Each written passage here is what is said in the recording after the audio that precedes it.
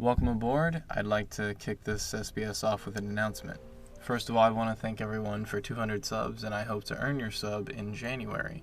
Last SBS I covered the expectations of the campaign, and this time I'll be addressing concerns, questions from the comments, and any other thoughts I wanted to cover prior to the campaign's release in 3 months. Firstly, let's get to the questions from the comments.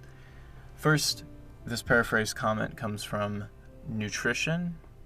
Noritrition. I don't know if I'm pronouncing that right or not, but he or she asks, who are the players? Are they known YouTubers, personal friends, or just a bunch of people who signed up for the game? Thanks for the question, and no, none of the players have platforms on YouTube or signed up to play the game. They're personal friends of mine, and we've known each other prior to the campaign.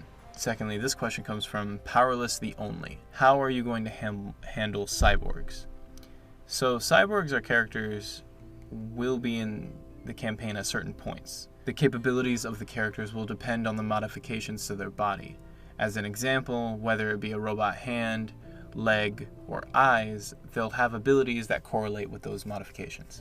I go more into detail about these two questions in the comments of the last SBS if anyone is interested. This paraphrased question comes from M. Hills, or M. Hillis. They're asking, did you start the campaign before Rustage? You mentioned you were a year into shooting. And no, I started recording this first episode of this series back in November of 2020. Rustage inspired me to pursue D&D as a whole through One Piece D&D. Remember that I have no experience prior to this campaign and had no interest in D&D whatsoever prior to One Piece D&D by Rustage. What is publicly available to be listened to will always be a lot behind what me and the players are currently doing. Just keep that in mind. So, just like M. Hillis mentioned, I was a year into shooting, so episode 1 was recorded back in November of 2020, and you guys will be seeing that at the start of 2022, so you can see there's a long gap between when an episode is recorded and when you guys see that episode. Next, I want to cover concerns I wanted to address. Now, I'm going to rapid fire through these as fast as possible because a lot of these are things that are either obvious or things that can be inferred through doing this campaign. So firstly, a lot of my audience will be most likely from Rustage's audience. And something you might want to be wondering is, will Age of Darkness be like Rustage D&D? I.e. funny, lighthearted, and overall tone of entertainment, disregarding the whole exploding children. So my answer to this is primarily no. However, that doesn't mean there won't be entertaining aspects to the campaign. A lot of you watching this are probably fans of Rustage D&D, and I am too. This doesn't mean that we can replace the Devil's Luck crew, and we shouldn't even try. That's why with my campaign, I wanted to take a much different approach, one that's a lot different than Rustage's style as a DM. For example, I DM as much as the time as I can, and we only skip when it's for the sake of pacing. An example of this would be when they're sailing. We don't DM every single second of that or every single hour.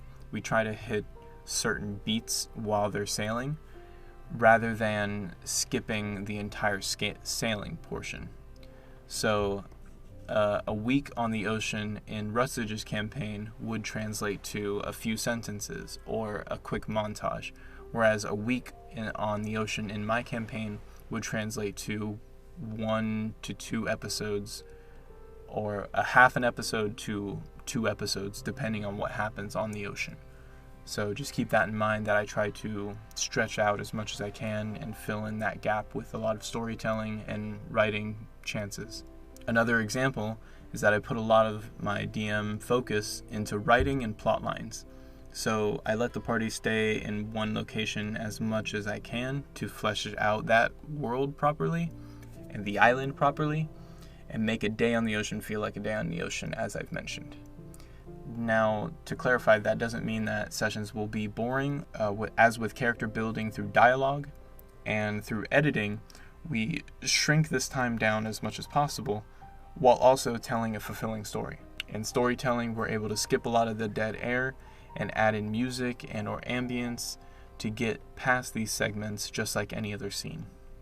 I'd like to leave this point off with the thought that why would we tread the same territory as Rustage, and I'm not going to attempt to copy him or the Devil's Luck crew, when we can try to build something unique to this campaign.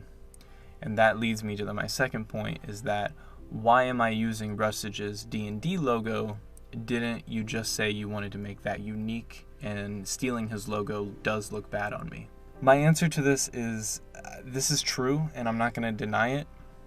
To give context, I never thought that I would be uploading the campaign for the world to see. In the beginning of this, back in November 2020, I thought that this wouldn't be as serious as it was. I thought I would just do a cool campaign with my friends, and as the campaign went along, we would just record it and listen back to it if necessary. I would listen back to it if I needed to as a DM, do this plot point or that plot point. But as the campaign went on, I've wanted more and more to share it with the world. And therefore, in the beginning, I never knew it would be something that other people would even want to experience. So my thought process back then was, who cares if I use Rustage's logo if no one's ever going to see it? That changed later when I decided to release the campaign for everyone, seeing the rise in One Piece D&D campaigns all over YouTube. And I'll leave a link to all the other campaigns I've found on YouTube in the description. So that leaves me looking as if I'm ripping off Rustage, and if he ever sees this, I would like to apologize. That's why starting in episode 26, otherwise known as season 2 of Romance Twilight, I'll be using a new logo made by a member of our team, Hazard. I don't plan on using his logo forever, and I hope you guys can bear with me until season 2 for that new identity. Until then, it's just a placeholder until we have a logo of our own done. On the topic of my team, I would like to retract something I said in the last SBS. Do you really do all the work on this series by yourself? And to that I'd say no, I didn't do all of the work back then, and I wasn't giving credit to my team. There was a few members of my team, notably my artist that was with me back then. But now I would like to give them all credit where credit is due. Their links will be in the description as well. Firstly is my former sensei and current sensei, Mega and Whatever Man. Mega helped me a lot with planning the second arc of the campaign. While he's no longer actively with the team, I'd like to still credit him here for helping me a lot with that. Secondly is Whatever Man. While he currently hasn't done much with the campaign, he has been helping me a lot with my greatest weakness, which is improv. I tend to, as you guys will listen to the campaign, if you decide to, you'll notice that I have a hard time with improv if it's something that comes across after editing, and he's going to help me a lot with that. Secondly is my apprentice, which is Hazard. And what has Hazard not done for me? He's my right-hand man, and he has a great hand in the 4th arc in the series, as well as anything I need help with, he's there. Next is my artist, Apit. While with the very first design was not done by him, which is the main character's design, Thomas, every other design in the series can be attributed to his talent. Next is our map maker, Arthur. He hasn't done many designs for the series so far, but I do have it planned for him to do a lot more in the future. These designs will not be made public during the episodes. They'll be something I use in the background. Maybe I'll reveal what he's made in the future, but for now, don't look forward to his designs. Last but not least is my editor, Aidan. He's edited episode 4 through 8 and will be editing episode 16 onwards. The rest of the episodes I've edited myself. And a big shout out to my staff for helping me raise the quality of the series. For when it comes to editing, why was this left in the episode? Aidan and I do the best we can to make sure the episodes are as short as possible, as we understand D&D sessions can drag on, or something that might be relevant may come up. We do our best and ask that you don't dwell too much on editing errors. 5. How are the episodes structured? So you'll see more when the series starts, but to give you a preview, each episode starts with a 30-second opening, after which I'll dedicate a few minutes devoted to recap of the previous episode. Then the episode proper will begin, and ending the episode will be a to be continued. Then the 30-second outro will roll, and then leaving off the episode will be an after credit segment. This after credit segment will be NPCs talking with each other and just stuff that is happening outside of the main character's viewpoints. And then note that starting with episode 13, we'll introduce what's called an adventure tale. This is essentially the cover series for the campaign, and each adventure tale will specifically be different from an after credit segment, as it will tell the story of the next player that joins the campaign in the next season. Each adventure tale will tell the story of the next player that joins the campaign and what happened to them prior to where they are when they meet the party. How long is each episode? Episodes will range from typically 2 to 3 hours, with some exceptions. There are 2 episodes in particularly that I won't spoil that are lower than 2 hours, and the other that is higher than 3 hours. So it just depends on what is happening in the episode that we try to go for that time. 7, the music is too loud, I can't hear you guys properly. So during the early episodes, it can be hard at times for me to be heard, or the players' voices to be heard due to loud music. And while this isn't overbearing, you can still hear us, it is rather noticeable, and I apologize. I'd like to preface this by saying, starting with episode 14, all music is added in post. Previously, episodes 1 through 13, during the sessions, I used rhythm to give music during the session so that our players could have some kind of ambience during the session. However, this became a problem in post when we're trying to edit, as it's harder for me to add in music if there's already music there, especially if I'm trying to edit audio down and the music is constantly being chopped. So I appreciate you guys bearing with me on that front. How are your voices, and are you experienced at all? I'm very mid-tier when it comes to my voices. A lot, if not all, of my characters will have a basic voice, but as far as the weeks go on, I will do my best to make the voices of the characters feel as unique in as best a way as I can. Prior to this campaign, remember that I have 0 experience modulating my own voice. 9. Why is there X thing when that shouldn't have existed at that time? Now, I'm sure a lot of you that have either played D&D or listened to D&D know that there are certain suspensions of disbelief that need to be taken when you run a campaign. So when it comes to modern things like medicine, whether it be antibiotics or weaponry like mortars, slang like dude or bro, these are examples of things that fall under the rule of cool or for simplicity's sake.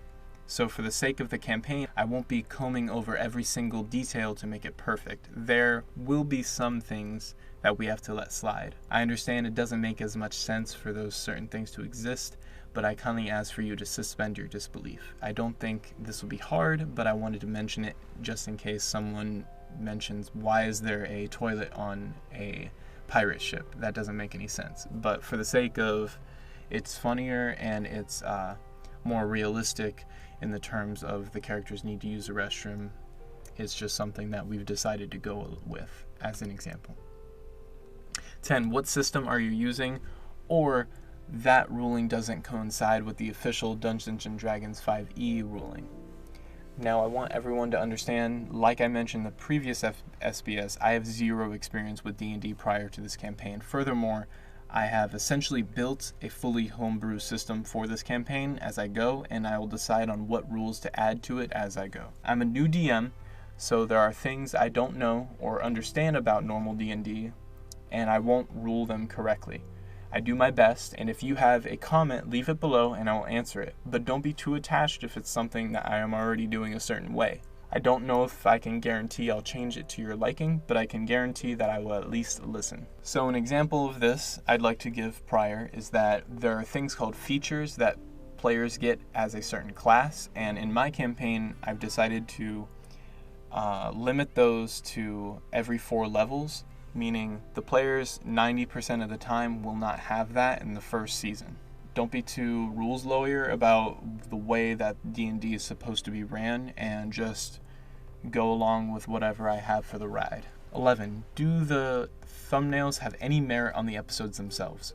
Mostly no. The thumbnails are mainly to just give a feel for that episode. The episodes, a player is introduced into the campaign, a basic pirate background will be used, while all other episodes' thumbnails are just to get a feeling for that episode. An example of this will be a bar. While the actual bar doesn't have a door by the window, the thumbnail might portray the contrary. Like the openings and endings, they're not meant to be read into. Speaking of the openings and endings, do the opening and endings have any merit to the campaign?